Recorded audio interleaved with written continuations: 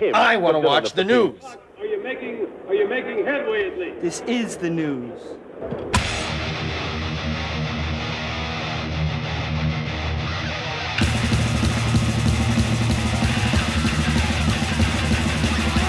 Smack-a-ma-gob, everybody, it's time for the only news that matters. And Queensrÿche guitarist Michael Wilton reflects on how the exit of founding members Chris DeGarmo affected the band. Speaking to my global mind, Wilton was asked if DeGarmo's exit in 1997 was a big blow to Queensrÿche. And the guitarist agreed, then revealed what DeGarmo is up to nowadays. He says, yeah, I think we had reached a certain peak at that point, and he was looking for a change of pace. I mean, you could see in the last album he wrote, he was talking about flying a lot. So he literally started going to school for flying. And to this day, that's what he's doing. But yeah, I think we needed some type of just, to refresh things and see if we could go on without him. Wilton continued explaining how Queensrÿche forged ahead without DeGarmo.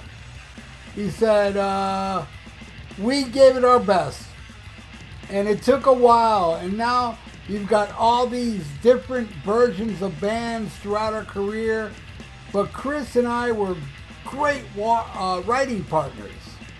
We just kind of knew what each other was thinking when we would write double solos or write parts for songs and just bounce ideas off each other.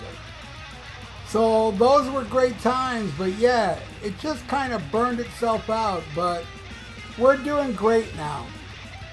And we're having a great time and still playing the old stuff, but playing the new stuff as well.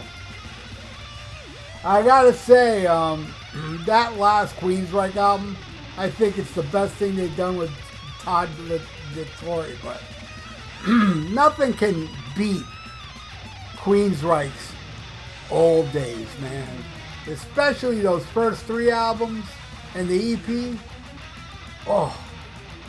And I wasn't a big fan of Empire, but I liked Promised Land more. And also the other one that everybody hated, the last one, Chris DeGarmo. Here in and Out Frontier. I thought it had like 5 decent tracks, 5-6 decent tracks. The same thing with Promised Land, but with Empire, I only liked Empire and Anyone Listening and Jet City Woman's okay. Yeah, and even Silent Lucidity doesn't bother me that much, but I prefer the last 2 with DeGarmo over Empire, but no, nothing touches everything up to Mindcrime. I mean, that was a band like no other, really, man. They really did do their own thing. I think in Mindcrime, they kind of did conform a little bit, for the general listener, but Rage for Order, which I think is a masterpiece, is weird, but has grown into my favorite Queensrÿche album. It used to be The Warning, but I still love The Warning a lot. It's got my favorite track, Roads to Madness, and of course the EP. The EP is how I discovered them. I discovered them on that EP. I saw the Queen of the Reich video on MTV before. This is when the EP was brand new. They gave that video. I'll never forget. I was at my friend Kenny's house, and it was in the afternoon, and we're watching MTV, and this video comes on, Queen of the Reich. And oh my God, it was like a combination of Judas Priest and Iron Maiden. It was crazy good. And I had to have it, and that EP's a masterpiece. I put it up there with the Merciful Fate EP as the greatest EPs ever. Seriously, that EP smokes. But then when The Warning came out, and I'll never forget this either, because this is right when I moved to Miami Beach in 1984. And that album just came out. And I bought it, and it took a little getting used to. It wasn't so straightforward like the EP, but man, slowly but surely, Trial by Fire. Child of Fire, and Force, Deliverance, No Sanctuary, one of my favorites. Oh man, the whole album. But you know, the thing is that I saw them play the EP and the full Warning album, or I should say the tribute band. The band that features Michael Wilton and Eddie Jackson of Queensrÿche. Everybody else, it's just, I know I praised that last album with Queensrÿche, with Tyler Corey. It's a great record. A great, fantastic record. But it's not Queensrÿche to me, man. You know, it's just weird. Like, if you would have told me back in the 80s, hey, can you imagine Queensrÿche without Jeff Tate? I'd be like, get the fuck out of here. And you know what? Everybody back then would be like, get the fuck out of here. Today, man, it's so accepting. You know, because today, you know, they're generations later that didn't get to see Queensrÿche. So they go to these shows thinking they're going to see Queensrÿche. You're not, you know? Yeah, it's a great tribute band, but you're not seeing Queensrÿche, all right? Get the fuck out of here. Jeff Tate. No, not only Jeff Tate. Then you know, Chris DeGarmo's not there, the main songwriter, and the amazing Scott Rockenfield's not there. Come on. Can you imagine saying back in the 80s, imagine Queensrÿche without Scott Rockenfield? You'd be like, damn, I don't know about that. Well, how about Scott Rockenfield and also Chris DeGarmo not in the band? Well, damn. No, I couldn't buy that. Well, hey, let's have Jeff Tate. Would you go see Queensrÿche with just Eddie Jackson and Michael Wilton? You know what that person would say? In the 80s. Get the fuck out of here.